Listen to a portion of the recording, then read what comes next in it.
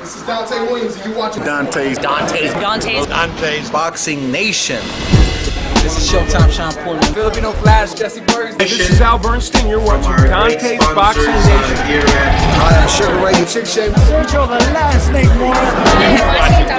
Dante's Boxing Nation. Boom, boom, boom, boom. Yo, this is Deontay the Bronze Bomber Wilder. My name is Gennady Golovkin. And you're watching Dante's Boxing Nation.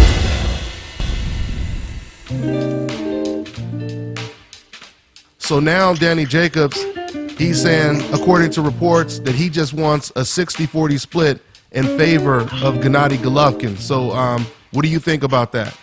I think that's ridiculous, man. People got to earn that. If it was Floyd talking, then you can understand it. If it was Canelo talking, you can understand it. But what the hell has Danny done? I mean, the rules are set in place for those exact situations when the challenger is not that renowned, let's just say, and it's the way they have it set up, the splits is so that guy gets rewarded with some, not great change, but some good change. I did a poll, and all the fans, they voted, and 80% of them said that Golovkin should take the 60% split. Does that surprise you that the fans would say that? What surprises me is you're polling people that have nothing to do with this game. You're polling people that have nothing to do with earning a living in boxing. You're polling people that have not done any kind of sacrifice to get to a certain point. You're polling people they're sitting behind the typewriter that have no clue what it takes to get to this point. So no, I'm not surprised. But you know what? That's great that those people said that. But at the end of the day, those people are not going to climb the ropes. Golovkin is going to climb the ropes. So, I mean, so you believe it's worth walking away from this fight if Danny, he says, I'm firm on 60-40, it's 60-40 or no fight. You guys are perfectly okay to walk away. I believe that whatever Tom and the Herman brothers decide that's best for us, my personal opinion has nothing to do with what happens in the outcome of this.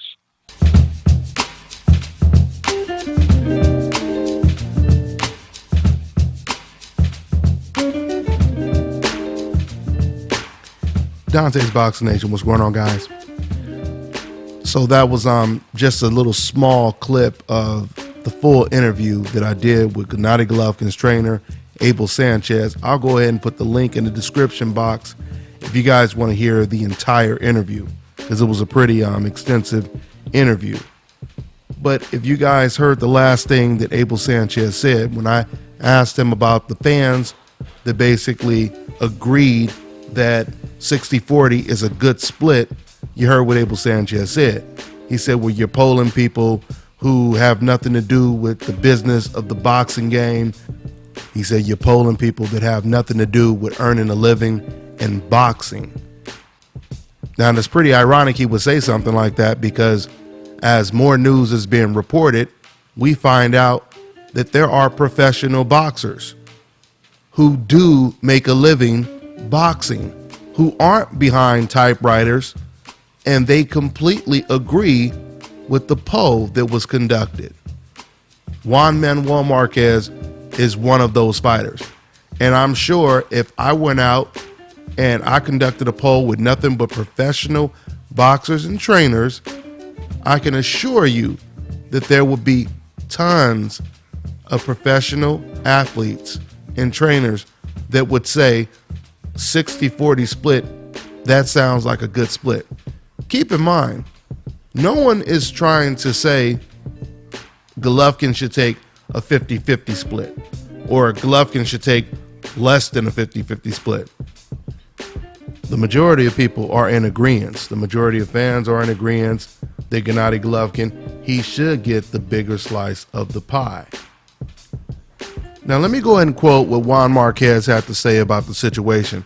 And before I do, let me make it very clear that it was only about a week ago that Juan Marquez, he was jumping on Canelo because he felt that Canelo was basically trying to lowball Gennady Golovkin by offering him this low flat rate or a flat fee that they were going to pay him for a possible fight between Golovkin and Canelo Alvarez. He's just calling it like he sees it, okay? He felt that Canelo Alvarez was basically trying to, outprice himself. And now this is what he said about Gennady Golovkin's situation when it comes to negotiating with Danny Jacobs. Let me go ahead and quote exactly what Marquez had to say. Danny Jacobs is also a tough fighter. And now Gennady Golovkin only want to provide 25% for Jacobs. That's not right. Golovkin is fighting to get a large purse in the fight with Canelo.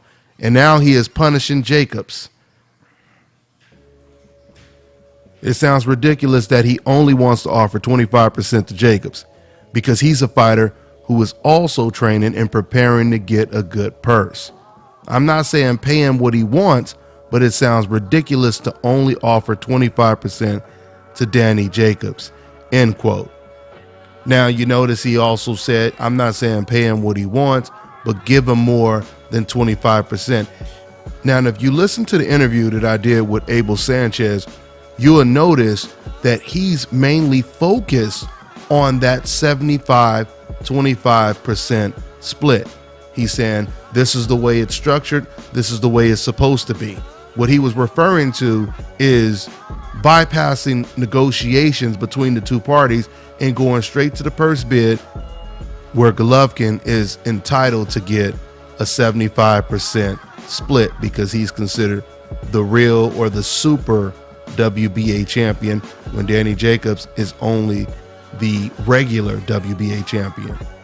So, I thought it was pretty interesting that once again, Juan Manuel Marquez, he came out and he said it was ridiculous. He said he believes that Danny Jacobs needs more money or is worth more money. I mean, on top of all of this, once again, it could be argued that Danny Jacobs' knockout win over Peter Quillin was just as big, some people would say even bigger, than all of Gennady Golovkin's wins. But we can definitely say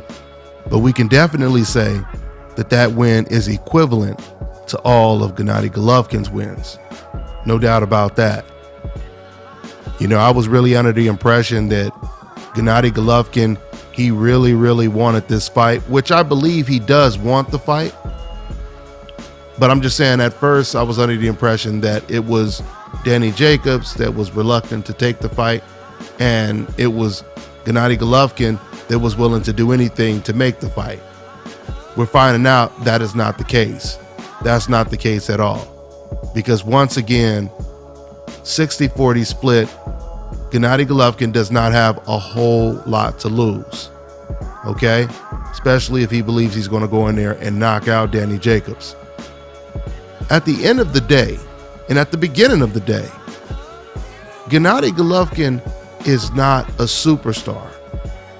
He's not a cash cow. Neither is Danny Jacobs. But clearly, Gennady Golovkin is a bigger star than Danny Jacobs. Golovkin just isn't a cash cow.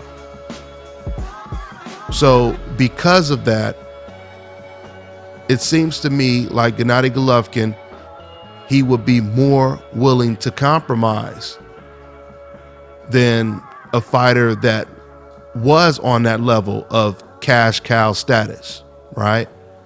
It'll be very unfortunate if this fight doesn't happen. This was a bigger step up for Gennady Golovkin in his career. Of course, it's a humongous step up for Danny Jacobs.